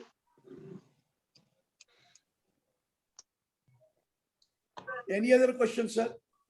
No, sir. Now, no, sir. We can continue. We can continue, sir. Sir ऐसा है, मैंने corpus donation तो माफ करा दी, whether you are under 1023C और 1112, लेकिन अब उन्होंने एक रूल बनाया है फाइनेंस एक्ट 21 में, corpus donation will have to be kept in 11.5 mode. पैसे या तो खर्च कर दीजिए, नहीं तो 11.5 में रखने पड़ेंगे कॉर्पस डोनेशन। ठीक है, आगे सुनिए। अब प्रॉब्लम क्या है, कई लोग कॉर्पस डोनेशन लेते थे, उसको तो एग्जेम्पशन ले लेते थे, और फिर कॉर्पोरेट डोनेशन जो अमाउंट स्पेंड करते थे उसको एप्लीकेशन मान लेते हैं। ये तो पॉसिबल ही नहीं। जब आपने इनकम को ही एग्जेम्प्ट कर दिया तो दोबारा एग्जेम्पशन एप्लीकेशन की कैसे ले सकते? ये तो पॉसिबल नहीं है ना प्रसाद जी, डबल तो एग्जेम्पशन नहीं मिलेगी। You have taken income as exempt, how can you take application as exempt also? ये नहीं हो। अब एक बड़ा इंपॉर्टेंट पॉइंट सुन लीजिए। एक सुप्रीम कोर्ट की जजमेंट आई, पहले हाई कोर्ट की जजमेंट हमारे फेवर में थी, एक सुप्रीम कोर्ट की जजमेंट आई सुब्रोज फाउंडेशन। हुआ क्या, एक ट्रस्ट ने करंट उसकी रिसीट 2 करोड़ थी, but it spent 2.5 crore during the year. 50 lakh extra खर्च कर दिया। ये 50 लाख कहां से लिया होगा? उसके पास वो 15% वाला पड़ा होगा या कॉर्पस पड़ा होगा, उसने एक्सेस एप्लीकेशन कर दी। क्वेश्चन आया था, can this excess application be carried forward and claim as an application of the subsequent year? हमारे हाई कोर्ट की 10 जजमेंट हमारे फेवर में थी, लेकिन वो मानते नहीं। अब सुब्रोज फाउंडेशन की जजमेंट सुप्रीम कोर्ट की आई, yes it can be taken excess application of the next year. इन्होंने अब नए रूल में नए अमेंडमेंट कर दी कि हम एक्सेस एप्लीकेशन नेक्स्ट ईयर की नहीं मानेंगे। That is over rule, it will not be taken as excess application of next year. लेकिन घबराइए नहीं, घबराइए नहीं, हमने एक चीज करा दी। सपोज आपके पास कॉर्पस डोनेशन आया 5 करोड़ का, आपने 1 करोड़ खर्च कर दिया करंट ईयर में, कहता ये एप्लीकेशन नहीं है, करंट ईयर में एप्लीकेशन नहीं, ठीक हो गया, ये एप्लीकेशन नहीं। लेकिन रुकिए, अगर आपने वो 1 करोड़ खर्च किया है तो वो आपका, अगर सब्सिक्वेंट ईयर में आप इसको रीपे कर दे वो 1 crore to the trust corpus, कैसा होता है सर? मैंने 2 करोड़ आया, 2.5 करोड़ खर्च किया, अगर 50 लाख मैंने कॉर्पस से खर्च किया है तो इस साल की एप्लीकेशन नहीं मानी जाएगी। लेकिन सब्सिक्वेंट ईयर्स में अगर मैं कॉर्पस को वो 50 लाख वापस कर दूं, रीफिल कर दूं कॉर्पस, तो वो अगले साल की एप्लीकेशन मानी जाएगी। चाहे 1 साल में रीफिल करूं, 2 साल में, हम आपको एप्लीकेशन मान। इसलिए आपको कॉर्पस डोनेशन बिल्कुल सेपरेटली रखना पड़ेगा बैंक अकाउंट में 11(5) में। आप किसी के साथ मिक्स नहीं करेंगे। उस कॉर्पस से जितना भी खर्च करेंगे, करंट ईयर की एप्लीकेशन नहीं है, लेकिन फ्यूचर ईयर्स में जब कॉर्पस को वापस कर देंगे उतना अमाउंट, तो हम उसका एप्लीकेशन मान। लेकिन अगर आप 15% वालों से करोगे तब एप्लीकेशन नहीं माना जाएगा, तब नहीं। कॉर्पस से करेंगे, not an application of the current year, but it can be taken as application of the future year, provided you repay the amount to the corpus and corpus को refill कर दीजिए, हम आपको दे दें। क्लियर हो गया ये भी पॉइंट? ये तो अच्छा पॉइंट आया। अब आपको क्लैरिटी आ गई कि कॉर्पस को अलग रख के कॉर्पस से खर्च एक्सेस कर दीजिए, कोई चिंता ना करिए। इस साल एप्लीकेशन नहीं होगी, फ्यूचर ईयर में एप्लीकेशन हो जाएगी जब आप कॉर्पस को पैसा वापस लौटा दें। क्लियर है? एक और जो बहुत झगड़ा होता था प्रसाद जी, मैं एक सवाल पूछा करता था, suppose you have bought a house property और any school building for 5 crore rupees और आपके पास बैंक में 2 करोड़ है, तो you taken a loan of 3 crore from the bank और 2 करोड़ आपने अपना बैंक से निकाला, तो करंट ईयर की एप्लीकेशन कितनी है? सब बोला करते थे 5 करोड़ की है। कहां से 5 करोड़? और सर बिल्डिंग 5 करोड़ की। मैंने कहा भैया अकाउंटेंसी अलग चीज है, इनकम टैक्स अलग। अकाउंटेंसी में तो आपने 5 करोड़ एसेट डाल दी, 2 करोड़ बैंक बैलेंस कब हो गया? 3 करोड़ लोन आ गया। लेकिन इनकम टैक्स कहता है loan is not an income. जब लोन इनकम ही नहीं है तो आप अप्लाई कैसे कर रहे हैं? तो loan is not an application. जो वो 3 करोड़ पे आपने अप्लाई नहीं, वो जो है वो करंट ईयर में एप्लीकेशन 2 करोड़ ही मानी जाएगी, 5 करोड़ नहीं मानी जाएगी। इनकम टैक्स में कितनी? 2 करोड़। अब जो 3 करोड़ लोन है, जब भी आप उसको रीपे करेंगे, जिस साल रीपे करेंगे उस साल एप्लीकेशन ले लीजिए, प्लस इंटरेस्ट भी आपको एप्लीकेशन मिल जाए। लेकिन when you repay the loan is not an income and any amount spent out the loan can not be treated as application. Yes, refund of loan, repayment of loan can be considered as application. ये भी law में clear कर दिया गया है ताकि future से आपको कोई डिफिकल्टी ना हो, किसी भी तरह की आप ये ना कह सके सर ये तो गलत हो गया। कोई गलत नहीं है। Loan is not an income, loan is not an income. मैं एक सब एग्जांपल दिया करता हूं प्रसाद जी। सपोज आपका ट्रस्ट, आपने अपने एक स्टूडेंट को लोन दिया एजुकेशन के लिए 5 लाख रुपया, करंट ईयर। तो क्या एप्लीकेशन कितनी होगी? लॉ कहता है 5 का 5 होगी, फुल 5 लाख एप्लीकेशन। लेकिन जब वो लोन को रीपे करेगा स्टूडेंट, तब वो इनकम मान ली जाएगी, तब वो इनकम मान ली जाएगी। ये उल्टा है, जब मुझे लोन मिला ये इनकम नहीं है, जब मैं लोन रीपे करूंगा तो मेरी एप्लीकेशन मान। क्लियर है?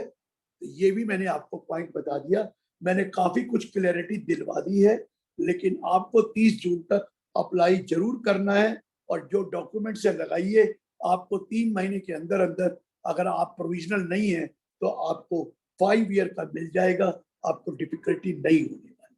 अब जो और सवाल है वो पूछिए, कोई और सवाल है तो पूछिए sir. Sir, currently no new question. Sir, currently no new question. कोई क्वेश्चन नहीं है। Hello hello. हाँ हाँ सर, वो रजिस्ट्रेशन 30 जून तक ही करना है क्या? उसका डेट 30 सितंबर हो गया है। किसने कहा सितंबर हो गया? नहीं है क्या सर? 30 जून ही लास्ट डेट है। कब हुआ? सर वो बोल रहे हैं कि आप अभी बढ़ाओ 30 सितंबर तक। हो जाए, लेकिन मेरे भरोसे मत रहना, उम्मीद पक्की, हो जाए हो जाए। और बोलिए, और कोई क्वेरी है? No sir. अब नहीं क्वेरी तो जो क्वेश्चन पूछना पूछ लीजिए, इनकम टैक्स का कोई भी क्वेश्चन, क्योंकि ट्रस्ट में जो मैंने बताना था आपको, आपके लेवल का, वो सब बता दिया। Time is still there, you can ask any question you want. Sir, there is one query earlier in the chat box. College has substantially been financed by the government. Government incurs expenses of such college. Such college has fixed deposit and they receive interest for a financial year. Can they claim exemption for fixed deposit interest? Sir, आपको एक चीज बताऊं, जब donation मिलती है, वो अगर आपको मिली है, वो भी तो आपको स्पेंड करने के लिए मिली है। अब सवाल आता है कॉर्पस का। Suppose I got a corpus of 1 crore. Corpus may not be spent. I have put it in FDR. I get a interest. वो जो इंटरेस्ट आएगा, क्या वो भी कॉर्पस मान लिया जा सकता है? क्या उसको स्पेंड करना जरूरी है? आंसर इज, अगर तो कॉर्पस में डायरेक्शन आई है कि that interest which they will earn will also be treated as corpus, तब तो वो कॉर्पस माना जाता है, अदरवाइज नहीं। वो इनकम है which you will have to spend 85% and accumulate 15%. Direction लीजिए that interest should also be treated as corpus, तब तो आप बच सकते हैं। अगर आपने डायरेक्शन नहीं ली है तो क्वेश्चन ही नहीं है, वो इनकम पूरी टैक्सेबल है unless you spend 85 और 15%। हेलो। हाँ सर। हाँ जी। वन क्वेश्चन, अगर स्कूल है तो उसको अप्रूवल इज बेनिफिशियल या 12A के अंडर रजिस्ट्रेशन बेनिफिशियल? मैंने बता तो दिया भाई साहब कि आपको 9A फॉर्म की बेनिफिट नहीं मिलता है, पहला पॉइंट तो ये है। बाकी ज्यादा बेनिफिट इधर है, 2023 में ज्यादा क्वेश्चन नहीं पूछते हैं, लेकिन आपका ऑब्जेक्ट मोर देन एजुकेशन हो गया तो आप फंस जाएंगे। आपको जाना ही 11-12 में जाना चाहिए, आपको नहीं जाना चाहिए अगर आपका एजुकेशन के साथ कोई और भी ऑब्जेक्ट है, अदरवाइज योर चॉइस। 9A नहीं मिलेगा, 9A नहीं मिलेगा। Thank you sir. I have one question. Hello. हाँ बोलिए। सर, अगर ट्रस्ट डीड ओरिजिनल नहीं है तो मतलब ओरिजिनल मैंने है बोला ही ना नहीं। आपको, जो आपके पास है लगा दीजिए, नहीं तो लिख दीजिए नॉट ट्रेसेबल। आप चिंता नहीं करिए, रजिस्ट्रेशन तो है ना, उनको भी तो ढूंढने दीजिए। कहाँ से लाऊं अगर खो गई है? कॉपी मांगने की कोशिश And sir, it करिए। is compulsory in vernacular, मतलब अगर मराठी या हाँ वो तो हिंदी में है। वर्नाकुलर लैंग्वेज में है तो आपको करना ही पड़ेगा ट्रांसलेशन और उसकी कॉपी लगानी पड़ेगी। Okay, thank you sir. There is one question sir. 45(3) says कि अगर पार्टनर इमूवेबल प्रॉपर्टी फर्म में इंट्रोड्यूस करता है तो it can be the consideration is the value recorded in the books of accounts of the firm. 10 लग जाएगा firm को। Okay. अगर आपने recorded in the books of account कर लेंगे, मुझे कोई ऑब्जेक्शन नहीं है। 45(3) में 50C नहीं लगेगा क्योंकि स्पेसिफिक सेक्शन है, लेकिन 56(2)(10) में कहेगा a firm receives property for inadequate consideration, the difference of stamp duty value and the value at which it is received will be fully taxable in the hands of the firm. Clear हुआ? Yes, sir. Yes, sir. Sir, there is one more query. Turnover in case of trading in derivatives. Okay, now another part. As per income tax, is ICAI guidelines in this case applicable to income tax authorities? दोबारा बोलिए. Turnover in case of trading in derivatives. All minus, all pluses taken together if it exceeds the limit. जितनी भी minus है transaction completed की minus है और जितनी भी ट्रांजैक्शन कंप्लीटेड की प्लसेस है, दोनों को जोड़ दो तो वो टर्नओवर होता है. All minus plus all pluses, तो टर्नओवर देखा जाता है as per guidelines given by the institute and they are accepting it. Another query, mistakenly mentioned 12A and ATG registration number in 10A. Whether application will be rejected by department without giving an opportunity, as it is mentioned in 10AC, department has the power to do so. Sir पहला point ये है, री registration re approval है. अगर री registration re approval है, they will not ask any question if all papers are complete. वो नहीं करेंगे. अगर पेपर कंप्लीट नहीं है तो दे विल मेक क्वेरीज और they may cancel also. Otherwise they will, because already भी तो था permanent. What is new about it? Already permanent था, तो अब तो आपसे री रजिस्ट्रेशन करके फिर परमानेंट को कर कैसे कर देंगे? नहीं, फर्स्ट टाइम के अंदर भी कुछ नहीं पूछेंगे, वो बाद में देखेंगे. हाँ, कोई डेफिशिएंसी होगी एप्लीकेशन में वो मांग ले. हेलो सर, अगर कॉर्पस फंड में से अपन एसेट लेते हैं तो कॉर्पस फंड में से अपन एसेट लेते हैं. हेलो, हाँ बोलिए. तो वो तो एप्लीकेशन ऑफ इनकम पकड़ा नहीं जाएगा ना? एप्लीकेशन ही तो है वो. नहीं, कॉर्पस फंड एग्जाम नहीं माना जाएगा, नहीं माना जाएगा. लेकिन उसके ऊपर का डेप्रिसिएशन ले लो जी. नहीं ले लो. हाँ, राइट. और जो कर लिया तो डेप्रिसिएशन ले लो या उसको पूरा ले लो, बात तो एक ही है यार. डेप्रिसिएशन डेफर्ड भी लेते हो, नहीं देंगे. सर वो जो अभी रनर्स वाले एसोसिएशन है या जो स्पोर्ट्स एसोसिएशन है, वो तो एनी अदर ऑब्जेक्ट में बैठते हैं. Any other object. इसने कह दिया बीसीसीआई का केस अभी भी खुला हुआ है, उसका कैंसिल कर रखी है रजिस्ट्रेशन. जरूरी नहीं है दे में टेक अदर एक्टिविटी. बीसीसीआई को पकड़ रखा है कि ये बिल्कुल कमर्शियल है, इंस्टीट्यूट है, आईपीएल का इतने करोड़ों रुपया कमाते हैं, इसका इतना रुपया कमाते हैं. वो तो चल रहा है अभी तो case. Right sir. Right, sir. So there is a query. FCRA registration was earlier cancelled by the ministry. Now after 3 years, we are applying for reapproval. But the trust don't have any records. You have to file the appeal for approval. You have to file the appeal. You have not filed the appeal. You have accepted it is cancelled. Then you have to apply new. Okay. So there is another query. Can a trust carrying on educational and also religious activity apply for registration under 1023C? सवाल ही 6. वो जो religious है वो notified religious है, वो 1023C V में आते हैं. ये कोई भी चैरिटेबल ये जो है एजुकेशन में रिलीजन कहाँ से आ? एजुकेशन में रिलीजन कैसे आ गया? एजुकेशन है, रिलीजन थोड़ी है. रिलीजन तो प्रोपोगेट होता है. यू प्रोपोगेट द रिलीजन नहीं आता. सर 12A अगर कहीं रिन्यू नहीं किया तो कॉन्सिक्वेंसेस क्या क्या हो सकते हैं?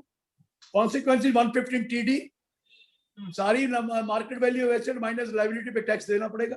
और फिर भी एसेट आपकी नहीं है, फिर भी वो एसेट चैरिटी कमिश्नर ले जाएगा. अगर कोई ऑब्जेक्ट चेंज हुआ तो ही वो एप्लीकेबल होगा. मॉडिफिकेशन के लिए अप्लाई कर दीजिए. नहीं, ऑब्जेक्ट कंटिन्यू है सर, वही ऑब्जेक्ट कोई चेंज नहीं हो रहा है, बस रजिस्ट्रेशन करना नहीं क्योंकि इनकम ज्यादा नहीं है. सर आपका रजिस्ट्रेशन मैंडेटरी है, नहीं तो ऑल एसेट जो एग्जिस्टिंग है वो कहेंगे आपने कैंसिल कर दिया, इसके ऊपर आपने एग्जेम्पशन पहले ले रखी है, लाइए इसके ऊपर टैक्स दीजिए. रिलीजियस रहा तब भी सर, रिलीजियस ट्रस्ट रहा फिर भी हो सकता है ऐसा. रिलीजियस सबके लिए हो सकता है, चैरिटेबल और रिलीजियस का क्या एक ही चीज है। सेल रिटर्न अलग बताइए।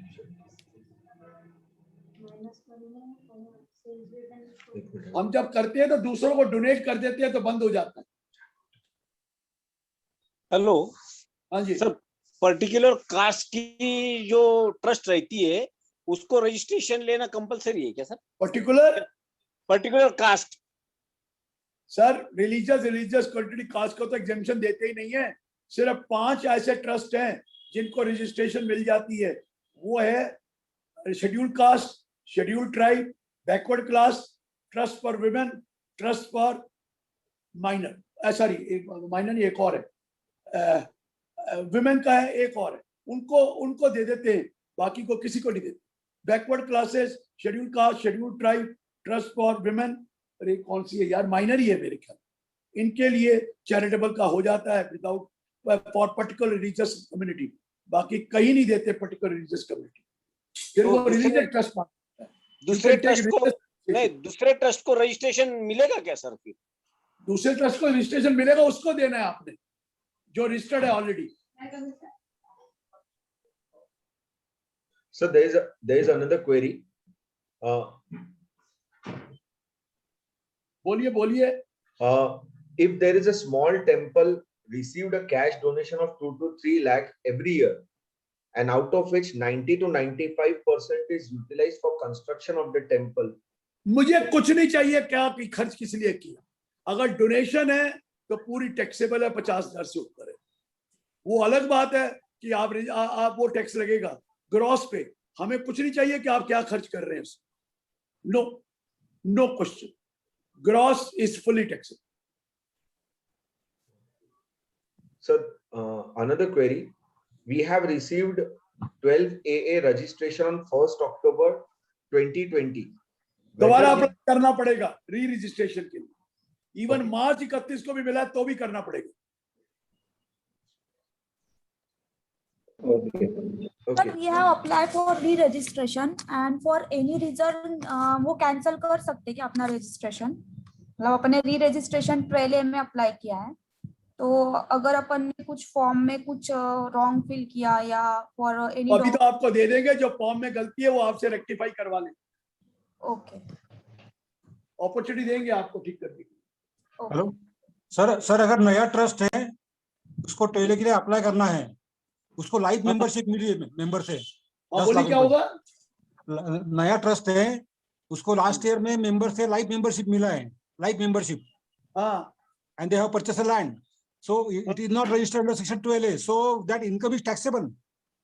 आप उसको जो मेंबर्स के लिए लिया, अगर आप उसको म्यूचुअल एसोसिएशन कह दें तो ठीक है, otherwise taxable. If you call it association we have no problem. Life membership दिया है लैंड परचेस करने के लिए। मतलब म्यूचुअल है, रजिस्ट्रेशन जरूरी है, नहीं तो म्यूचुअल एसोसिएशन में आएगा।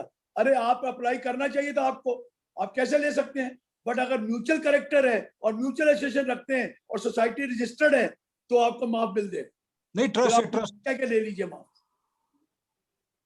वो ट्रस्ट है, ट्रस्ट है तो नहीं होगा टैक्सेबल, क्योंकि जब ट्रस्ट को दे दिया तो you have parted with that asset. आपकी नहीं है वो, आप उसके ओनर नहीं है, you are not the part owner of that asset. आप कैसे क्रिएट कर रहे हैं जब तक आपका रजिस्ट्रेशन नहीं है?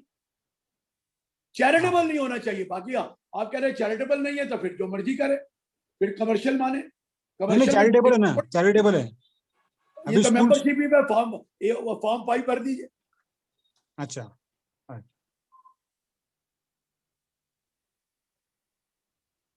पहिला उद्देश आहे तो बातम्याचा आणि समाजाला म्हटलेला आहे पहिल्यापासून शिक्षा उन्नती का झाले सर्व समाजासाठीच म्हटलंय। चलिए कोई और चीज है, नहीं तो खत्म करें फिर अब तो। Yes sir. Sir, if trust received donation for the construction of temple and trust have not taken the registration under section 12, धन्यवाद, टैक्सेबल पूरा। मैं बार बार बोल रहा हूँ, वो दिल नहीं मानता ना, दिल है कि मानता नहीं। मना लीजिए अपने दिल को, क्योंकि 56(2)(10) कहता है कि अगर कोई भी डोनेशन मिलेगी विदाउट कंसिडरेशन वो पूरी टैक्सेबल हो। Sir, no more further queries right now. Members having any other query? 10 दिन पहले छोड़ दो यार, कोई बात नहीं। सर चलेगा। members They can ask query if you want. Yes, yes. Those who have any queries can ask directly also. जो भी क्वेरी है पूछ लीजिए इनकम टैक्स। सर ने बोल दिया है any query of income tax पूछ रहे थे बेटा, तो यूर जी पहले ही डायरेक्टली पूछ रहे हैं काफी लोग। Yes, yes sir. सर एक मेरा क्वेरी है कि जो आईडीएस में डिक्लेरेशन किया था सर। हाँ बोलो ना। अगर आईडीएस में डिक्लेरेशन किया था और अगर उसका टैक्स पेमेंट जो था 3 इंस्टॉलमेंट में करना था, तो अगर सेकेंड इंस्टॉलमेंट लेट हो गया जो सर्कुलर आया था उसके बाद, लेकिन उससे भी ज्यादा लेट हो गया, and if now we receive the notice, in that case what would be the consequences? अगर प्रॉपर्टी डिक्लेयर किया हम लोग, मानी नहीं जाएगी डिक्लेरेशन। आप जाते 119(2) में जाकर वो कर दो। लेकिन सर हम लोगों ने 119(2) में ले लो कि ये कारण हो गया, ये कॉन्सिक्वेंसेस है तो दे दें, अदरवाइज वो क्या कहेंगे, it is not a full declaration. If you have not paid the money it is not a declaration. लेकिन सर नहीं, money is paid but it is paid late, we have paid the tax. अरे पर वो law तो ये कहता है it should be paid within the time, तभी तो कह रहे कंडोन करवाइए। Okay sir, got it sir. या सर वो पेनल्टी तो नहीं लगा सकते ना अभी प्रॉपर्टी पे? पेनल्टी तो कहीं लॉ नहीं है तो कैसे लगा देंगे? Okay sir, thank you sir. Hello हाँ जी हाँ सर। सर विवाद से विश्वास का क्या पोजीशन है? बोलो ना। विवाद से विश्वास। अरे विश्वास करो, मैं आंसर दूंगा, लेकिन बताओ तो सही क्या क्वेश्चन है। नहीं एप्लीकेशन किया है, कुछ हुआ ही नहीं एक्टिविटी उस पे। क्या नहीं हुआ?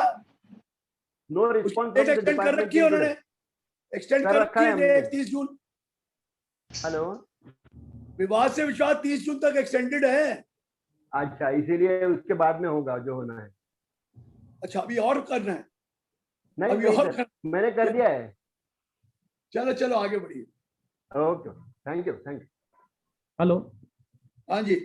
हाँ सर, अभी इनकम टैक्स का सर जो नया पोर्टल है सर, उसमें अभी बहुत दिक्कत आ रही है। आ जाएगा, ठीक हो जाएगा। 22 तारीख को मीटिंग है, उसके बाद ठीक करेंगे। नहीं सर, उसमें जो अभी असेसमेंट कुछ उन्होंने नोटिस भेजे ना सर, तो उन्होंने उसमें कहा कि आप ये डेट के पहले ये करो, फिर हम उसको कंफर्म कर देंगे। या सर बाकी का ई प्रोसीडिंग वगैरह टैब। कौन से नोटिस भेजे हैं? 148 के? हाँ नहीं सर, ये एक 172 उसका एक नोटिस था सर, एक जो है 72 तो शिपिंग कंपनी का होता है सर। 148 के भी भेजे सर उन लोगों ने नोटिस। 148 का तो वैलिड है, जितना मर्जी लड़ लो। हाँ तो सर अभी सर उसके लिए सर रिलैक्सेशन देंगे सर, वो टाइम पीरियड। अरे वो डेट दे देंगे, एक्सटेंड कर देंगे भाई, वो पोर्टल की प्रॉब्लम की वजह से कर देंगे। Okay sir, thank you sir. जितना कॉन्फिडेंस आपने आता है बोलने में दिख रहा है, उस तरह का आप सोच भी नहीं पाते सर, ऐसा क्यों? चलिए सर एक क्वेश्चन है, amount paid to retiring partner over and above his capital balance, will it be allowed as goodwill and depreciation later on? दोबारा बोलिए। रिटायरिंग पार्टनर को amount paid to retiring partner over and above his capital balance, will it be allowed as goodwill and can we claim depreciation later on? पहला तो point आपको बता दूं, उसका अभी 1 हफ्ते के अंदर आ जाएगा, और आपको अगर पैसा ज्यादा मिला तो सेक्शन 45(4) में A = B + C - D का टैक्स लग जाएगा फर्म को। B क्या है? B is money plus capital asset दी है माइनस द कैपिटल बैलेंस, वो टैक्स लगेगा फर्म को। और वो जो कैपिटल गेन दिया उसका क्या होगा, उसका रूल आ रहा है, वो कैपिटल गेन सिर्फ कैपिटल एसेट के लिए, मनी दिया तो टैक्सेबल है और कुछ नहीं होगा। If you have only given money, the money was 1 crore 40 lakh, you have given him 1 crore 90 lakh, 50 lakh पे टैक्स देगा फर्म। डीम्ड इनकम वो टैक्स देगी फर्म। नहीं, फर्म के लिए क्या है गुडविल माना जाएगा, ये सवाल। सर मैंने आपको बताया, गुडविल परचेज वाली बात जो होती है, आपको पता है गुडविल पे डेप्रिसिएशन बंद कर दी, सिर्फ परचेज करो। तो ये कोई गुडविल परचेज का कोई एग्रीमेंट है आपका पार्टनरशिप डीड में ऐसा, तो तब तो देखेंगे, नहीं तो कैसे हो जाएगा? How can you purchase the goodwill? आप अपने आप थोड़ी क्रिएट करेंगे, you have to purchase the goodwill. या तो कोई एग्रीमेंट किया हुआ है कि यार जब भी वो रिटायर होगा वो इतना गुडविल दिया जाएगा तो वो नहीं जाएगा, अदरवाइज तो मानते नहीं। ये जो अकाउंटेंसी गुडविल है ना, गुडविल पर क्रिएट करना, उसको एडमिट करना, फिर गुडविल राइट ऑफ करना, ये अकाउंटेंसी है, इनकम टैक्स नहीं है। अकाउंटेंसी में आप बहुत पढ़ाते हैं, वो मान लिया, लेकिन वो सिर्फ अकाउंटेंसी के लिए।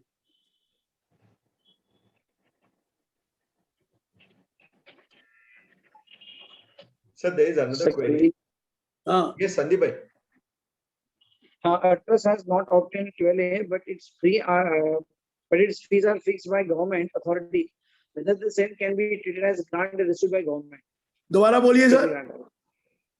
A trust has not obtained 12A, but its fees are fixed by government authority.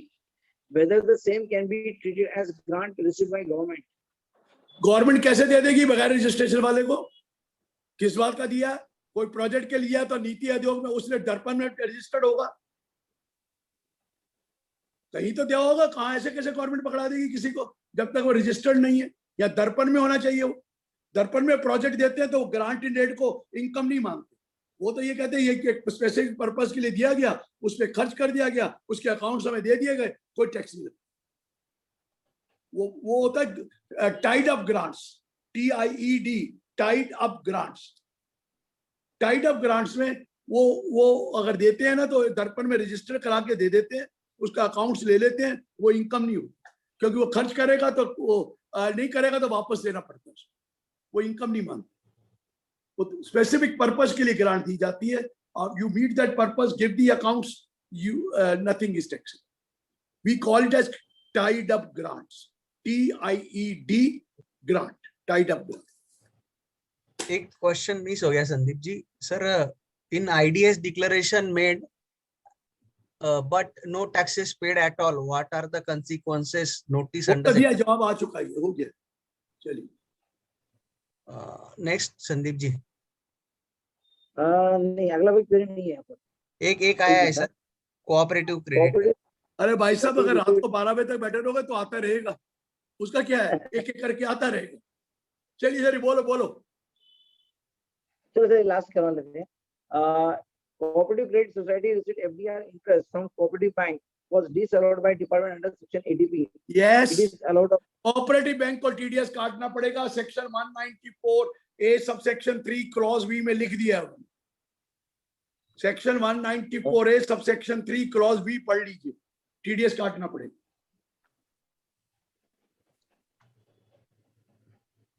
No sir, अब कोई क्वेरीज नहीं है।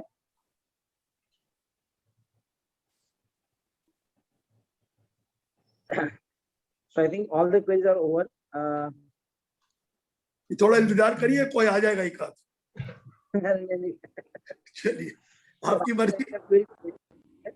और बहुत थैंक यू सर, आपने पूरा सेशन काफी अच्छे से लिया है और ट्रस्ट के ऊपर कोई क्वेरी रही है, मांग कर भी क्वेरी नहीं आ रही sir. It means everything is very clear. Now I request you please propose vote of thanks. Thank you, Sandeep bhai. At first, sir, before I raise give a formal vote of thanks, we have two raise hands, by two members. Yes, Maruti sir, you have some query. Good afternoon, sir. हाँ जी, good afternoon sir. हमारे यहाँ कहते हैं PostScript, बाद में समझ में आया कि पूछना है। इतनी देर से हम आपको रिक्वेस्ट कर रहे हैं, सवाल मांगिए, पूछिए।